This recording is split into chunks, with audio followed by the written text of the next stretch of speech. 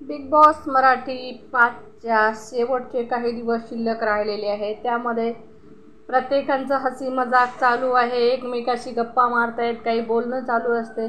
आता इथं डी.पी. दादा जान्हवीची मिमिक्री करताना दिसत आहेत. जान्हवीच्या एका टास्कच्या वेळेला तिला गुडघ्याला मार लागला होता, तेव्हाच ते डी.पी. दादा करून दाखवत आहेत की डी.पी. दादा म्हणत आहेत, मला काहीही लागो मारो, मार लागू द्या, काही होऊ द्या, मी खेळेन, मी लढेन, मी जिंकेन, असं जान्हवी म्हणलेली असते. आणि बिग बॉसला म्हणलेली असते की बिग बॉस असे टास्क मला करायला अवघड जाते असं ते म्हणत आहेत.